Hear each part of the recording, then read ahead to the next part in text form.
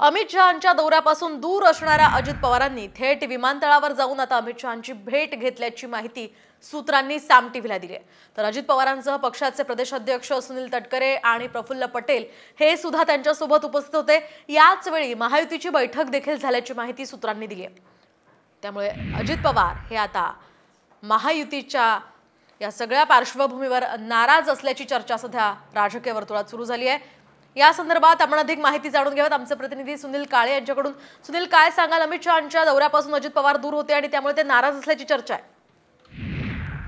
आपण बघतोय की आता महायुतीची थोड्याच वेळात बैठक होते। अजित पवार त्या ठिकाणी असणार आहेत, अमित शहा सुद्धा असणार आहेत आणि भाजपचे आणि मुख्यमंत्री एकनाथ शिंदे हे सुद्धा त्या ठिकाणी उपस्थित असणार आहेत। खरं तर कालपासून अमित शहा हे मुंबईत आले होते आणि त्यांच्यापासून अजित पवार दूर असल्याची चर्चा सुरू होती। त्यामुळे राजकीय वर्तुळात चर्चेला उधाण आलं होतं।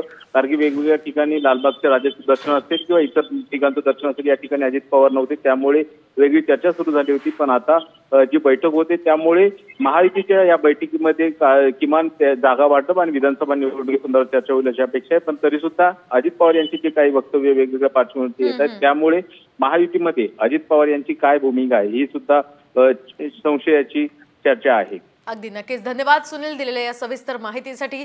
एकूणच आता अजित पवारांच्या भूमिकेकडे खरं तर सर्वांचं लक्ष लागलं। आता एक महत्त्वाची बातमी, अमित शहांच्या दौऱ्यामध्ये गैरहजर राहिलेल्या अजित पवारांनी आता जीएसटी काउन्सिलच्या बैठकीला सुद्धा दांडी मारली आहे। अजित पवार यांच्याऐवजी मंत्री आदिती तटकरे या बैठकीसाठी दिल्लीला गेल्याची माहिती सूत्रांनी दिली आहे।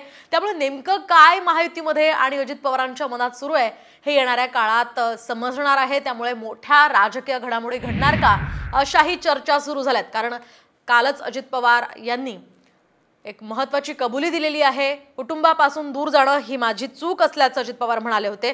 या संदर्भातलीच अधिकची माहिती आपण ग्राफिक्सच्या माध्यमातून जाणून घेऊयात। तर अमित शहांच्या स्वागतावेळी अजित पवार हे गैरहजर होते। त्यामुळे वर्षा निवासस्थानी दर्शनावेळी सुद्धा ते अनुपस्थितच होते। शिवाय फडणवीसांच्या निवासस्थानी सुद्धा अजितदादा नव्हते। आणि आता लालबागच्या राजाच्या दर्शनाच्या वेळी सुद्धा शहांसोबत केवळ शिंदे आणि फडणवीसच होते। अजित पवार काल रात्रीच बारामतीमधून मुंबईत दाखल झाले तरी सुद्धा ते तिथे आले नाहीत। तर अजित पवार मुंबईत असून सुद्धा शहांच्या दौऱ्यापासून दूर असल्याची सध्या चर्चा सुरू झाली आहे। शिवाय जीएसटी काउन्सिलच्या बैठकीला सुद्धा अजितदादांनी दांडी मारली। त्यामुळे अजित पवारांच्या मनात नेमकं काय सुरू आहे असा एक मोठा प्रश्न इथे निर्माण होतोय।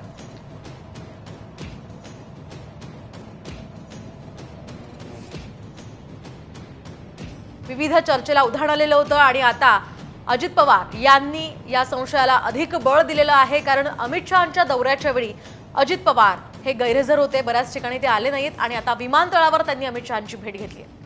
आणि या सगळ्या पार्श्वभूमीवर अजितदादांच्या मनात नेमकं काय सुरू आहे हे पाहणं